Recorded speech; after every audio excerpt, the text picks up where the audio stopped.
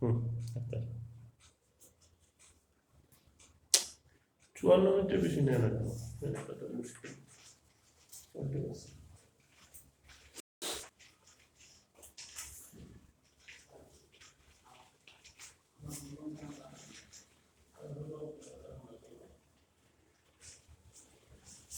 আমরা একটা রোগী, ধরেন যে কোনো রোগী আপনার কাছে আসছে, জি জি।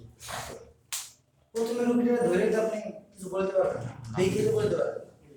তার জন্য আপনার কি করতে হবে, দুটো একটা জেনারেল এক্সামিনেশন করতে, মানে ওভারঅল তার একটা এক্সামিনেশন করতে হবে। কথা বুঝতে পারছেন? ওভারঅল তার একটা এক্সামিনেশন করতে হবে। ধরেন একটা পেশেন্ট আসলো, পেশেন্ট আসার পরে হচ্ছে আপনার কাছে আসলে প্রথমে আপনি বসেন, রোগীর চেহারা দিকে আপনি তাকাবেন। দেখেন আমরা ডাক্তারদের মধ্যে যে আপনারা বলেন মাঝে মাঝে অভিযোগ দেন, স্যার ডাক্তার আমার 5 মিনিট দেখলো মাত্র, হাতটা একটু ধরে দেখলো না। তার হাতটা ধরে দেখার দরকার নেই, আপনি চেহারা দেখলে সে বুঝতে পারে যে আপনার কি সমস্যা। আপনি যদি বলেন যে হা করেন, জিহ্বাটা বের করেন, অতটুকু পর্যন্ত বললেই সে দেখতেই বুঝতে পারে যে সে আপনার কি সমস্যা। ঠিক আছে? তো আপনার আর অত কিছু দেখার প্রয়োজন হয় না। আপনি যে কথা বলতেছেন, এই যে গলা, এই গলা দেখলে বোঝা যায় যে আপনার কি সমস্যা। ঠিক আছে? তো এটা হচ্ছে বিষয়। তো আপনার আসলে অত কিছু দরকার নাই। ঠিক আছে? তো দেখেন যখন একটা রোগী এসে বসে সামনে, বসলে আমরা কি দেখি? প্রথমত তার চুল, মাথায় হেয়ার ডিস্ট্রিবিউশন, মানে ধরেন তার চুল ঠিক আছে কিনা, চুল ঠিক আছে কিনা, মানে চুল কি মানে পড়ে গেছে কিনা মাথা থেকে, নাকি চুল কম, নাকি আপনার চুলটা কেমন, ঠিক আছে? এইগুলো দেখি। চুল পড়ে যাওয়ার সাথে রিলেটেড আছে কিছু রোগ, ধরেন লিভারের সমস্যা থাকে, চুল পড়ে যায়, ঠিক আছে? এরকম কিছু জিনিস আছে। তারপরে হচ্ছে আপনার চোখ, আপনি চোখ এরকম তাকায় আছেন, চোখ হলুদ, দেখে তো বোঝা যাবে যে সে জন্ডিসের রোগী, তাই না? চোখ হলুদ দেখে তো বোঝা যাবে জন্ডিসের রোগী। অথবা চোখটা ফ্যাকাশে, অথবা এরকম টান দিয়ে দেখেন, এরকম টান দিয়ে রক্ত শূন্যতা দেখেন। তারপর হচ্ছে আপনার গেল, তারপর হচ্ছে আপনার চেহারা, ফেস, গালগুলো বেশি ফুলানো, গালগুলো বেশি ফুলানো। তাহলে কি এটা হচ্ছে আপনার কিডনি প্রবলেম। গালগুলো ফুলে আছে মানে কি, চেহারায় পানি জমছে, কিসের প্রবলেম? কিডনি প্রবলেম আছে। ঠিক আছে? এরপর ধরে যখন আপনারা বললো যে আপনি এই হা করেন, জিহ্বা বের করেন, তো জিহ্বা বের করে এই জিহ্বার উপরে যে অংশটা, এটার উপর অনেক কিছু ডিপেন্ড করে। এটা দেখে অনেক রোগ ধরা যায়। ঠিক আছে? ধরেন এটা দেখে আপনি আয়রন ডেফিসিয়েন্সি, অ্যানিমিয়া, ঠিক আছে? তারপরে ধরেন আপনার ভিটামিন কোনো ডেফিসিয়েন্সি আছে কিনা, তারপরে ধরেন আপনার কোনো এই যে আপনার কি বলে স্টেফাইলকক্কাল কোনো রোগ আছে কিনা, মানে ব্যাকটেরিয়াল কোনো ডিজিজ আছে কিনা, তারপর হচ্ছে আপনার কোন জায়গায় কোনো আলসার হয়েছে কিনা, জিহ্বার ভিতরে কোনো আলসার আছে কিনা, দাঁতে কোনো প্রবলেম হয়েছে কিনা, হ্যাঁ, তারপর হচ্ছে আপনার এই যে এইসব জিনিস। আমার স্যার রোগীদের তো জিহ্বা পরিষ্কার প্লেন হয়ে যায়। এই জন্য হচ্ছে আপনার এগুলো দেখেন, এগুলো দেখলে বুঝা যায়, তাই না? তাহলে আপনার কি আর কিছু দেখার দরকার আছে? না, সে তো এগুলো দেখে, আর সে তো অনেক এক্সপিরিয়েন্স, তার 5 বছর 10 বছর ধরে সে এক্সপিরিয়েন্স, তাই না? তার কাছে এটা সহজ। ঠিক আছে? তার জন্য এটা কি বের করা সহজ। নতুন অবস্থায় তাদের জন্য তারা একটু ধরনের ইনভেস্টিগেশন দেয়, আস্তে আস্তে শিখে, সবই তো শেখার বিষয়। আপনি পড়াশোনা করার পর আপনার তো আসলে আগে দেখতে হবে রোগী ছাড়া, রোগী হচ্ছে আপনার কি বুক, লাইভ, মানে আপনার কি বলে জানেন, লাইভ বুক, মানে জীবন্ত বই হচ্ছে রোগী। কথা বুঝতে পারছেন? রোগী হচ্ছে জীবন্ত বই, লাশ হচ্ছে মরা বই, মানে মৃত বই, সেও একটা বই কিন্তু মৃত। ঠিক আছে? আর জীবন হচ্ছে জীবন্ত বই। এর হচ্ছে বিষয়। এখন দেখেন এই যে এগুলো আমরা চেহারা দেখে আমরা বুঝতে পারি। তারপরে ঢোক দিলে তার যে এই থাইরয়েডটা কি বড় না ছোট, এখানে কোনো টিউমার আছে কিনা, সরি, এখানে কোনো টিউমার আছে কিনা, এগুলো ঢোক দিলে বোঝা যায়। তারপর সে কি সিগারেট খায় কিনা, সেটাও বোঝা যায়। সিগারেট খেলে এখানে একটা দৈর্ঘ্য আছে, এই দৈর্ঘ্যটা কই না আসে। ঠিক আছে? এটা দূর থেকে দেখলে বোঝা যায় যে সে সিগারেট খায় কি খায়। তারপরে ধরেন এখানে আর কোনো কিছু আছে কিনা, এটা যদি দেখেন চামড়া, স্কার আছে কিনা, কোনো কাটা ছেঁড়া আছে কিনা, এগুলো দেখতে পাচ্ছেন। গেল। তারপরে আসেন হচ্ছে এইগুলো আমার এই পর্যন্ত গেল, ঠিক আছে। এখন এরপর হচ্ছে আমার হাত। হাতে আমরা কি দেখতে পারি? এই যে হাতের ভিতরে প্রথম হচ্ছে আঙ্গুলগুলা, আঙ্গুলের যে নখগুলোতে এইখানে আমরা অ্যানিমিয়া দেখি। টিপ দিলে সাদা হয়ে যায় না, ছেড়ে দিলে আবার লাল হয়ে যায়, অ্যানিমিয়া দেখি। তারপরে এই যে এইখানে ধরেন লিভারের কোনো ডিজিজ এগুলা থাকে না, ঠিক আছে। তার সাথে সাথে লিভারের ডিজিজ কি এগুলা থাকে না। তো এই হাতের এগুলো আমরা দেখি। আর হাতটা ফ্যাকাশে হয়ে যেতে পারে অ্যানিমিয়াতে, হাতটা হলুদ হয়ে যেতে পারে, ঠিক আছে। দেখিছে জন্ডিস, ঠিক আছে। তারপর হচ্ছে কি আপনার এই জায়গায় এটা এরকম ফুলে যেতে পারে, এরকম ফুলে যেতে পারে, ঠিক আছে। এরকম ফুলে যেতে পারে, এরকম ফুলে যেতে পারে, ঠিক আছে। সেটা ক্লাবিং বলে ওগুলো, ঠিক আছে। তো এরকম অনেক কিছু রোগ আছে যেগুলো এই হাতের ভিতরে বুঝা যায়, ঠিক আছে। এখন এই হাত গেল, তারপর আমরা হাতের এখানে কি দেখি? পালস দেখি। কি দেখি? পালস দেখি। অনেকের হাত ঘামায় কিনা এটাও বোঝা যায়, পালস দেখি। তারপরে কি দেখি আমরা? এখানে প্রেসার দেখি, ঠিক না? প্রেসার দেখি। গেল, হাত গেল। এবার আসুন পেট। পেটের উপরে আমরা হচ্ছে পেটেরটা পরে আসতেছি। নরমালি আমরা ডিহাইড্রেশন দেখি যে তার পানি শূন্যতা আছে কিনা। চামড়া ধরে আমরা টান দিলে ওটা সাথে সাথে চলে যায়, তাহলে হচ্ছে তার ডিহাইড্রেশন নাই। যদি একটু সময় নেয় তাহলে বুঝতে হবে যে ডিহাইড্রেশন আছে। তারপরে হচ্ছে আপনার গেল। তারপরে আমরা আসলে হচ্ছে পায়ের পাতার ভিতরে আমরা জন্ডিস দেখি, অ্যানিমিয়া দেখি, ওই ইডিমা দেখি যে পানি জমছে কিনা, টিপ দিই আমরা যে হাড়ের এখানে, ঠিক আছে। আর কিছু দেখি না, আর পালস দেখি ওখানে একটা জায়গা আছে। তো এই হচ্ছে মোটামুটি হোল বডিতে আমরা দেখি। এখন এটা আবার সিস্টেম ওয়াইজ ভাগ করা আছে। সিস্টেম ওয়াইজ ভাগ করার জন্য ধর আমরা ফুসফুসের জন্য একটা একরকম, পেটের জন্য একরকম, হার্টের জন্য একরকম, ঠিক আছে, মাথা ব্রেনের জন্য একরকম, ঠিক আছে। আমরা আসলে প্রথমে যে অ্যাবডোমেন নিয়ে কথা বলি, ফুসফুস নিয়ে কথা বলি। একটা ফুসফুসের রোগী নরমালি যাবে এরকম করতেছেন, তাহলে তার ফুসফুসের সমস্যাতে কি সে পুরোটা এরকম করতে পারবে? পারবে না, কারণ কি তার একটা জায়গায় প্রবলেম আছে। সে করতে গেলে আপনার পেইন হবে, সে অল্প করে ছেড়ে দিবে, এরকম অল্প করে ছেড়ে দিবে, ঠিক আছে। হ্যাঁ, দ্রুত তার শ্বাস প্রশ্বাস তাড়াতাড়ি হবে। এখন দেখেন এই যে এইটার ভিতরে রোগীটা কিন্তু শোয়া, তো এই শোয়া রোগীটা যখন নরমালি একটা ইয়া আছে, যে দৈর্ঘ্য আছে যেটাতে বড় কতটুকু হয়, কিন্তু সে যদি ফুসফুসের সমস্যা তাহলে কিন্তু তার ওইটা হবে না, কমে যাবে, ঠিক আছে। তারপর হচ্ছে কি তার কি হবে? সে একটা পাশ ফুস হবে, আরেকটা পাশ হবে না। ধরেন এই পাশে পানি জমছে, সে কি আর এইটারে ফুলাইতে পারবে? এই পাশেটা তো ফুলবে না, কারণ হার্ট আপনার লাংসটাকে একটা বেলুনের মতো, আপনি বাতাস দিলে ফুলবে। এইবার যদি পানি দিয়ে সেটা চাপায় ধরে রাখে তাহলে সেটা ফুলতে পারবে? ফুলতে পারবে না। ধরেন ডান পাশটা বড় হবে কিন্তু বাম পাশটা কি ওরকম হবে না, ঠিক আছে। তারপরে ধরেন আমরা কি দেখি? আমরা হচ্ছে এরকম এরকম করি, এরকম এরকম করি, এরকম এরকম করলে কি হয়? ধরেন করতেছি, ধরেন যদি বিতে পানি থাকে তাহলে কি হবে? ড্যাব ড্যাব আওয়াজ হবে। কি হবে? ড্যাব ড্যাব আওয়াজ হবে। আর যদি ধরেন বাতাস থাকে তাহলে কি হবে? মানে টানটা এটা বুঝা যায় বাতাসের শব্দ কিরকম, একটু টিম্পেনিক, মানে আপনি একটা ধরেন ড্রামে যেরকম আওয়াজ দিলে যেরকম হয়, ভিতরে যদি বাতাস থাকে যেরকম হয় ওরকম, ঠিক আছে। এইগুলো হতে পারে। আর হচ্ছে আমরা কানে স্টেথোস্কোপ দিয়ে দেখি যে কি কিরকম, ঠিক আছে, আমরা শব্দটা কিরকম, শব্দ যাচ্ছে কিনা। তো এটা হচ্ছে আপনার ফুসফুসের একটা সমস্যা। আবার বলেন এখানে ভাইব্রেশন দেখি, এখানে দিয়ে বলি তিন তিন বলে, তিন তিন বলতে ভাইব্রেশন আমরা শুনতে পারি যে ভাইব্রেশনটা ঠিক আছে কিনা, ঠিক আছে। যদি পানি থাকে তাহলে কি এটা ভাইব্রেশন হবে? হবে না। তো পানি থাকলে হবে? হবে না, ঠিক আছে। আবার ভিতরে যদি মনে অন্য কিছু জমা সলিড হয়ে যায় তাহলে আবার বেশি পাওয়া যাবে, ঠিক আছে।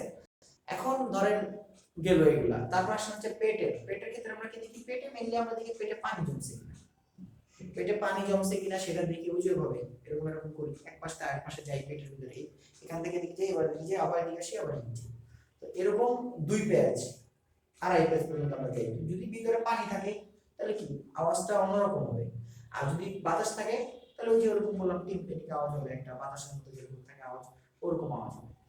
এইভাবে বুঝতে পারি যে পেটে পানি জমছে কিনা, ঠিক আছে, পেটে পানি জমছে কিনা। বাসায় যে একজনের বললেন যে পেটের উপরে এরকম করতে, এই যে এমনি রাইখা এরকম রাখবেন, রেখে এটার উপরে এরকম এরকম বাইরে দেখবেন একটা ড্যাব ড্যাব আওয়াজ হবে অথবা ঠাং আওয়াজ হবে, ঠিক আছে, দেখবেন।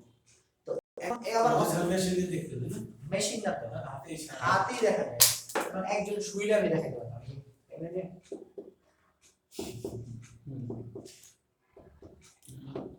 এরকম, বুঝতে পারছেন? পারছেন? এরকম আওয়াজ হবে, এরকম আওয়াজ হবে, বুঝতে পারছেন? তাহলে এইগুলো একটা বিষয়। আর হচ্ছে হার্টের যে প্রবলেম, হার্টের যদি কোনো প্রবলেম থাকলে হার্টের আমরা যে পালসটা দেখি কতটুকু বিট করতেছে, কোনো অন্য শব্দ আছে কিনা, তো এইগুলা দেখি আমরা মোটামুটি বুঝতে পারি যে তার আসলে কোনো সমস্যা আছে। এইগুলো আপনার জেনারেল এক্সামিনেশন আর হচ্ছে সিস্টেম ওয়াইজ এক্সামিনেশন, ঠিক আছে? এখন আমরা আস্তে আস্তে আমরা ডিজিজে চলে যাব, রোগে চলে যাব, ঠিক আছে? এখন আমরা আজকে যে রোগটা করব সেটা হচ্ছে আপনার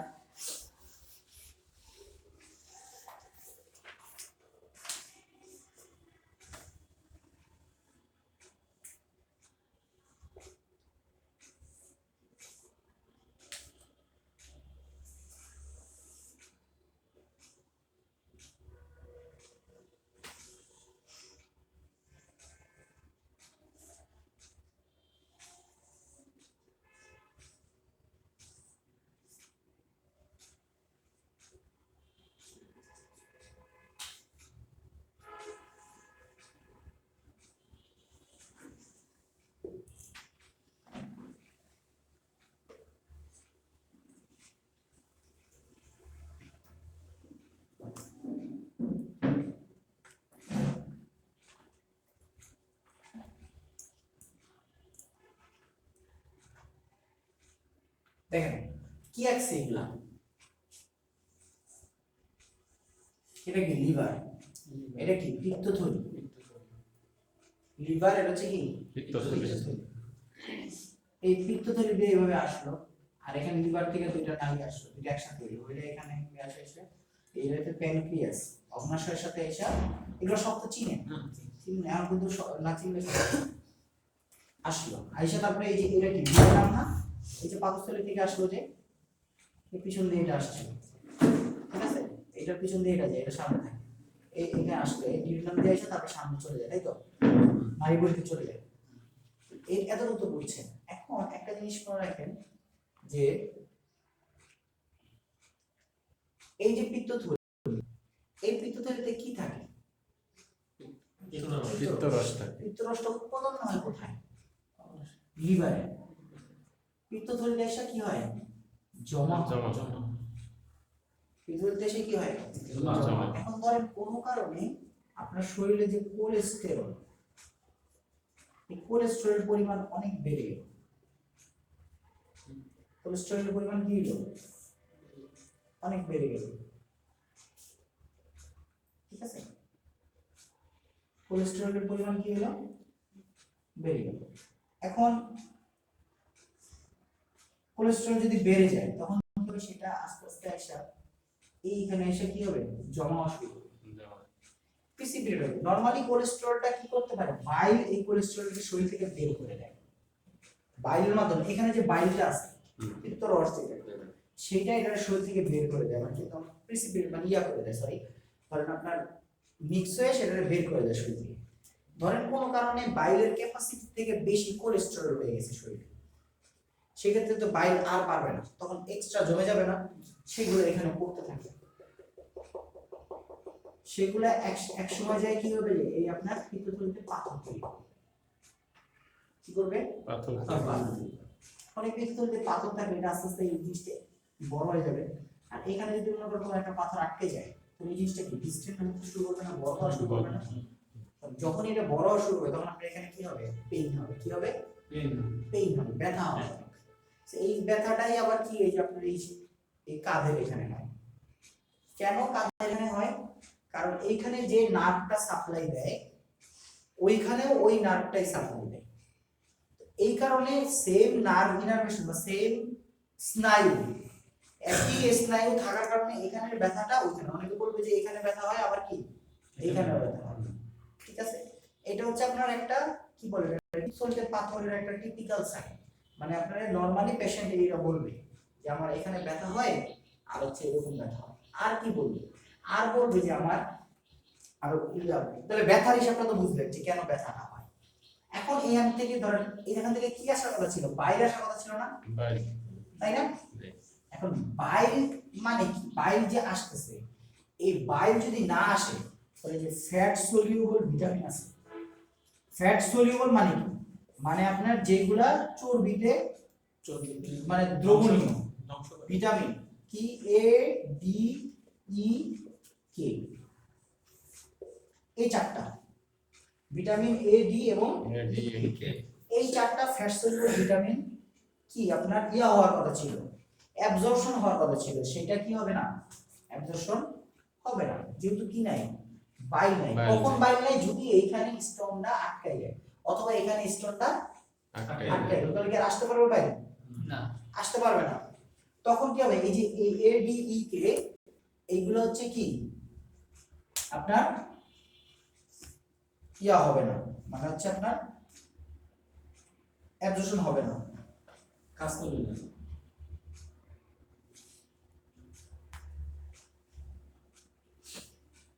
কাজ করবে না। এখন এগুলো যদি অ্যাবজর্পশন না হয় তাহলে কি, এইগুলো আপনার শরীরের ভিতরে এইগুলার ইয়া আপনার ঘাটতি দেখা দেবে, কারণ এগুলোতে অ্যাবজর্পশন না হয় বাথরুমের সাথে চলে যাইতেছে। তখন কি এইগুলোর কারণে কি হবে, এর কারণে কি হবে আপনার রাতকানা হবে, ডি এর কারণে কি হবে আপনার ত্বকে না, আপনার হাড়ে সমস্যা হবে, হাড়ে সমস্যা হবে। ই এর কারণে আপনার স্কিনে সমস্যা হবে, আর কে এর কারণে আপনার কি ব্লিডিং বেশি হবে। কারণ কি, ভিটামিন কে এর উপর ডিপেন্ড করে চারটা ফ্যাক্টর আছে, 2, 7, 9, 10, এই চারটা মানে রক্ত জমাট বাঁধার ফ্যাক্টর, রক্ত জমাট বাঁধে এরকম লোক চারজন আর কি, তারা ফ্যাক্টর, এই চারজন তৈরি হবে না, যদি তৈরি না হয় তাহলে কি রক্ত জমাটও বাঁধবে, তখন তাহলে কি হবে, তার এই যে এই সমস্যাগুলা দেখা দেবে। বুঝতে পারছেন?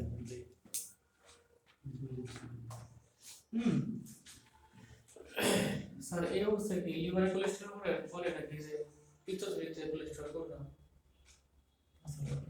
লিভারে কোলেস্টেরল বাড়ে কিনা ব্যাপারটা হচ্ছে কি, আপনার পুরো বডিতে কোলেস্টেরল বাড়ে। এখন কোলেস্টেরলটাকে বের করে পায়, সেই বাইটা যদি না আসে তাহলে তো কোলেস্টেরল বের হতে পারতেছে না, অথবা কোলেস্টেরল যদি বাইরে যায়, কোলেস্টেরল বেড়ে গেছে তাহলে কি বাইল থেকে ক্যাপাসিটি কমে গেছে, তাহলে কি কোলেস্টেরল বাড়তেছে না শরীরের ভিতরে আরো, তো বাড়লে এখানে ওটা আস্তে আস্তে জমা হয়ে যাচ্ছে, ক্যালসিয়ামের সাথে যোগ হয়ে সে কি করবে, আপনার ওই যে ওখানে হচ্ছে পাথর তৈরি করবে। কথা বুঝতে পারছেন? মানে আমি বলতেছি যে লিভারে কোলেস্টেরলটা কি মানে এরই করে নাকি? এইটাই, লিভারের কোলেস্টেরল আপনারা নরমালি যে খাইতেছেন, লিভার কোলেস্টেরল আমাদের নরমালি যে কোলেস্টেরলটা জিনিসটা কি, কোলেস্টেরল তো খারাপ না, কোলেস্টেরল আপনি একটা লিমিটের মধ্যে রাখেন, সেটা একটা জিনিস, ঠিক আছে? আপনাদের একটা জিনিস দেখাবো, আমরা বুঝতেছি একটা চার্ট আছে, ওই কোলেস্টেরলের একটা মান আছে, ধরেন আমি বলি মুখস্থ আছে সমস্যা নেই, 100 বেশি যদি থাকে সেটা খারাপ, ঠিক আছে? তারপর ট্রাইগ্লিসারাইড 150 বেশি, লেস দেন 200 রাখা লাগে সবসময়, এলডিএল সবসময় আপনি 100 নিচে রাখা লাগবে, এইচডিএল 60 এর নিচে 60 এর উপরে থাকা লাগবে। তো এই যে এইগুলার এটা চার্ট আছে, চার্টটা দেখা গেল ভালো, আপনারা দেখে নিন সার্চ দিয়ে, ঠিক আছে? এই যে এইটা ধরেন আপনি আপনি দিবেন হচ্ছে আপনি যে ইয়া লিপিড প্রোফাইল, এখন দেখেন আমি একটা কথা বলি, আপনি নরমালি খাইতে পারেন 10 গ্রাম নরমালি, এখন ধরেন 10 গ্রাম খান এই বডি ইয়া করে, কিন্তু আপনি যদি এখন 20 গ্রাম থাকে তাহলে কি আপনার বডি বের করতে পারবে, বাকি 10 গ্রাম এক্সট্রা রয়ে গেল না, সেই রয়ে যাওয়াটাই হচ্ছে এইটা। আর অনেক অনেক লিভারে কোলেস্টেরল বাড়ছে, আসলে কথাটা বলতে এইটাই বুঝেছে, বুঝতে পারছেন? এখন তার বাথরুমটা কেমন হবে, যেহেতু তার ফ্যাট যাইতেছে, এই যে ফ্যাট সলিউবল ভিটামিনগুলো বেড়ে যাচ্ছে, ফ্যাট আপনার ইয়া হইতেছে না, মানে আপনার অ্যাবজর্পশন হইতেছে না, তখন বাথরুমটা হচ্ছে আপনার যে কি বলে সাদা সাদা হবে, কি হবে, সাদা সাদা, কি হবে, সাদা সাদা সাদা।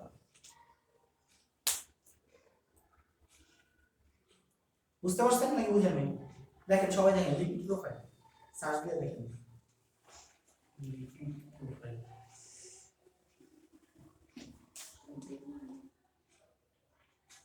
ইউটিউবে সার্চ দিও নাকি গুগলে?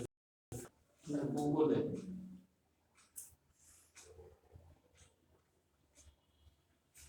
এটা না এটা না, একটা আলোচনা দেখি, হ্যাঁ এই যে কোলেস্টেরল এগুলো এত মান না, আপনি দেখবেন 4টা মান আছে, রেঞ্জ আছে, আমি দেখতেছি।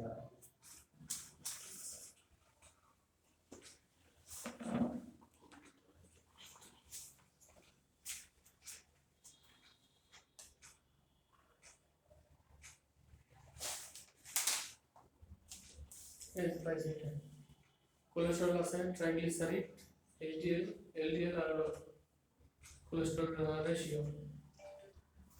স্যার এইচডিএল কি ফুল মিনিং কি? High density lipid. High density lipid lipid.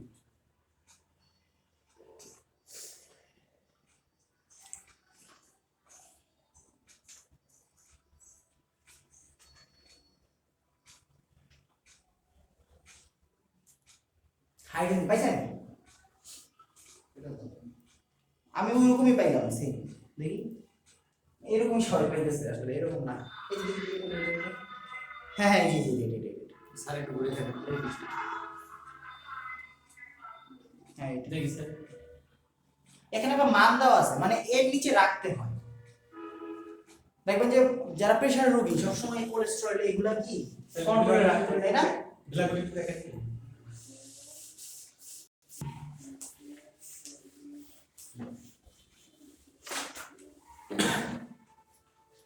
দেখেন এইচডিএল নরমালি 60 এর উপরে রাখতে বলে, এটা কম থাকা ভালো না, 20 থাকা ভালো। এলডিএল লেস দেন 100 রাখতে হবে all time. Cholesterol less than 100 বা 150 এরকম। পরিমাপ করবো কেমন? এটা মিলিগ্রাম ডেসিলিটার, এটা আপনি তো করবেন না, এটা আপনি ওই যে ল্যাবে যারা আছে তারা প্যাথোলজি করবে। আর হচ্ছে আপনার ট্রাইগ্লিসারাইড লেস দেন 200, এগুলা রাখতে হবে এরকম, তাই সেটা হচ্ছে বেটার। ঠিক আছে, এরকম রাখতে হবে আর কি। এক্সাক্ট মানটা হয়তো আমার সাথে মিলবে না, কিছু এর সাথে মিলতে পারে, এটা আপনারা দেখে নিন। এখন যেটা মেইন কথা সেটা হচ্ছে আমার কোলেস্টেরলের পরিমাণ শরীরে বেড়ে গেল, তখন হচ্ছে বাইরে যদি সেটা না করতে পারে, মানে হজম করতে না পারে, তাহলে এক্সট্রা যেটা থাকে সেখান থেকে হতে পারে। এখন এই যে কোলেস্টেরল স্টোন বা যেটা হইলো পিত্তথলিতে পাথর হইলো, এই পিত্তথলির পাথর কাদের বেশি হয়? এফ মনে রাখেন, এফ ফিমেল ফ্যাটি 40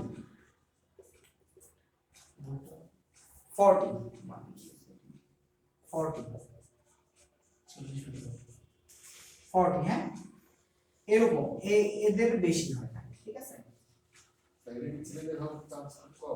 কম কম হয় না সঙ্গে থেকে হয় হয় না, হবে তো হয়, অবশ্যই। হয় না কেন? তাহলে ফিমেল ফ্যাটি 40, ঠিক আছে, ফিমেল ফ্যাটি 40 এদের ক্ষেত্রে এটা।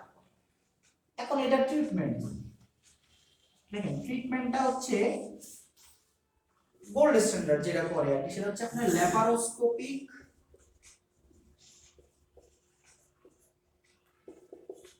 কোলেসিস্টেক্টমি। মানে কি? ল্যাপারোস্কোপিক কোলেসিস্টেক্টমি বলতে বোঝানো হয়েছে আপনার পুরো পেট কাটবে না, 4টা ফুটা করে, ফুটা দিয়ে হচ্ছে এরকম টিউব ঢুকায় ওটা পুরো কাইটা তারপরে নিয়ে আসে, ঠিক আছে? এইটাই এখন ট্রিটমেন্ট, আর কোনো ট্রিটমেন্ট না। অন্য ট্রিটমেন্ট থাকলে সেগুলো ওই যে পেট কাইটা ওগুলো করে না, এখন আর নাই, তো করে না, ঠিক আছে? ডাক্তার আপনার যে 4টা ফুটা করে পেটের ভিতরে, নাভিতে একটা, এদিকে একটা, এদিকে একটা, এদিকে একটা, এরকম 4টা ফুটা করে। এই 4টা ফুটা করেই আপনার যে মেশিনটা, আপনার নাম হচ্ছে ল্যাপারোস্কোপি, ওই মেশিন দিয়ে করে, ঠিক আছে? ওই মেশিনটা দিয়ে করে।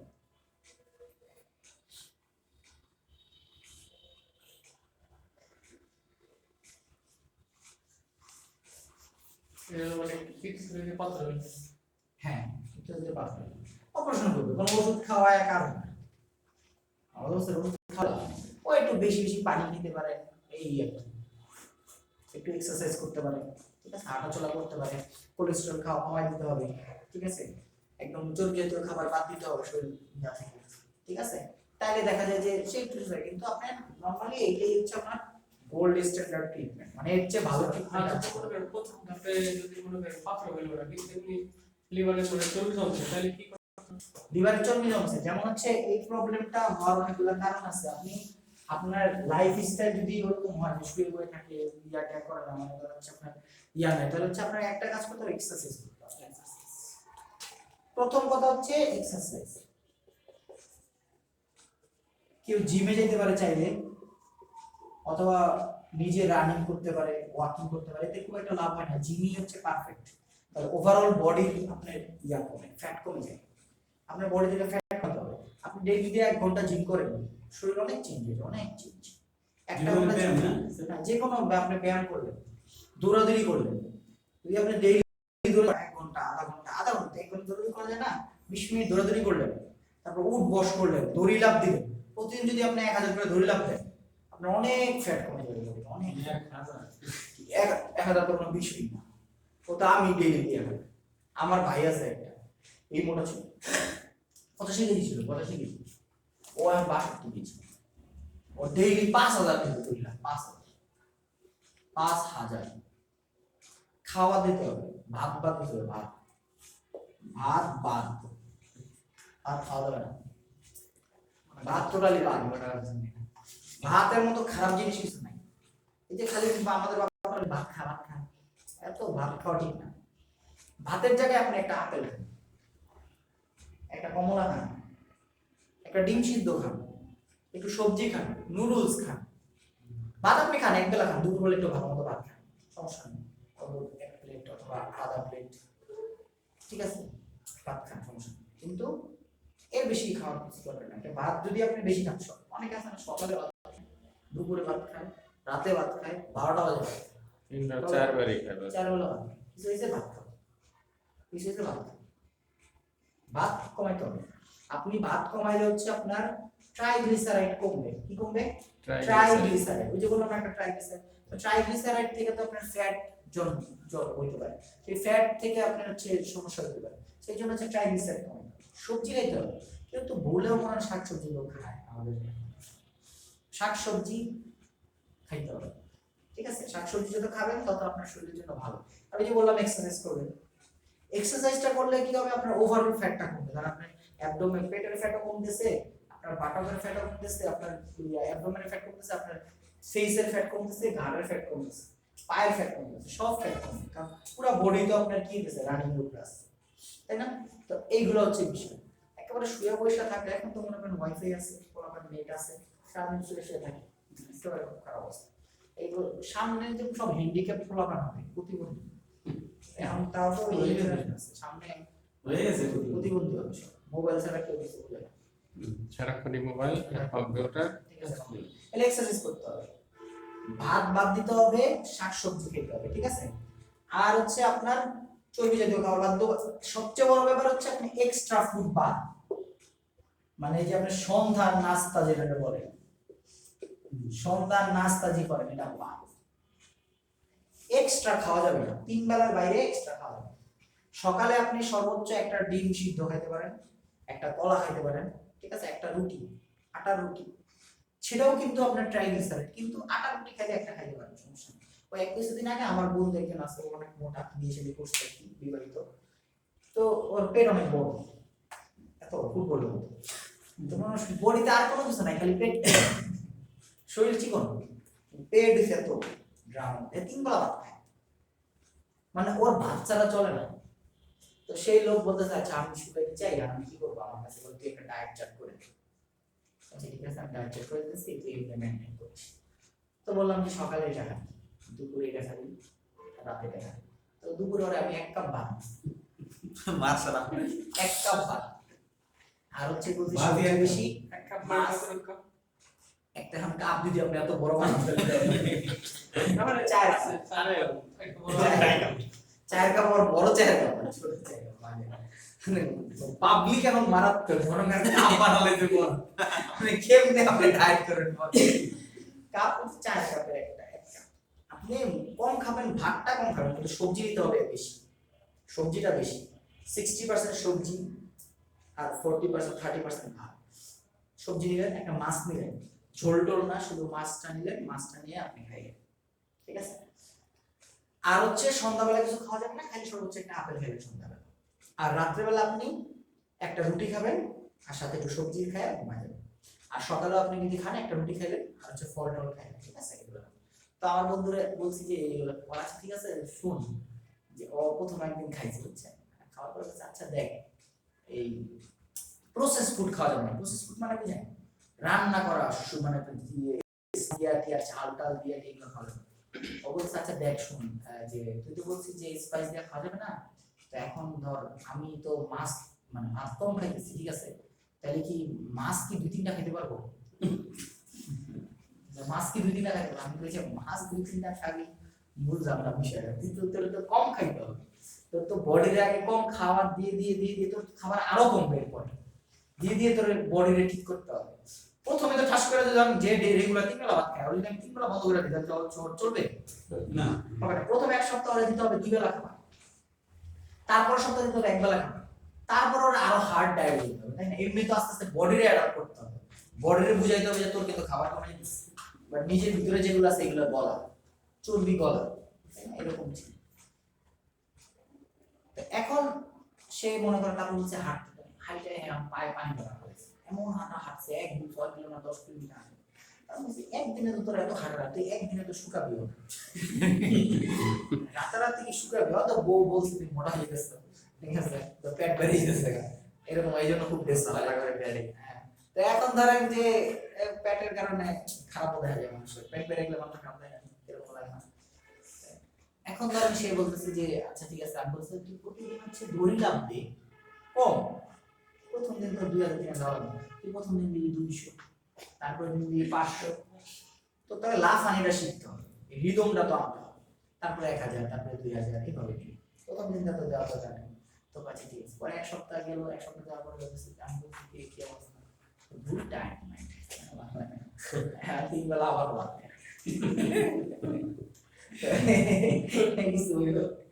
এখন যদি ধরেন আপনি একটা লোকের ডায়েট দিচ্ছেন, সে যদি ডায়েট চার্ট মেনটেন না করে, তাহলে তার এই যে কোলেস্ট্রল যে আপনারা যে বললাম পিত্তথলিতে যে পাথর, এটা আপনাদের সাবজেক্ট আছে আজকে যেটা ছিল, তো এই আপনি এই যে পিত্তথলিতে যে পাথর হয়েছে, সেই পাথরটা যদি আপনার কি কারণে হয় সেটা যদি আপনি কমাতে না পারেন, তাহলে কি হইলো কিছু, তাহলে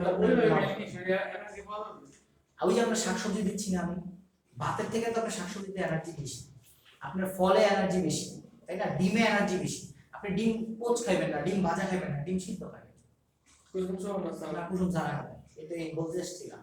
এখন ধরেন মনে করেন যে ওই যে আমি বলছি কুসুম ছাড়া খাইতে হবে, কুসুমের ভিতরে আপনার ফ্যাট বেশি, আর কুসুম ছাড়া যদি এর মধ্যে হচ্ছে আপনার কি প্রোটিন বেশি। কুসুম কি হয়েছে? কুসুম কি হবে? কুসুম ফালা দিবেন অথবা বাচ্চারে খাওয়াবেন, কুসুম ছোট বাবুরে খাওয়াবেন, ওরকম কুসুম খায় না, আমি ছোটবেলায় তো অনেক কুসুম খাই, আর আমি কুসুম খুব পছন্দ করি, ডিমের কুসুম আমার সবসময় পছন্দ। তো অনেকে যারা কুসুম খায় না, তারা চিকন হ্যাংলা পাতলা কুসুম খেতে যায় না, এরকম আছে কি আপনি খান না?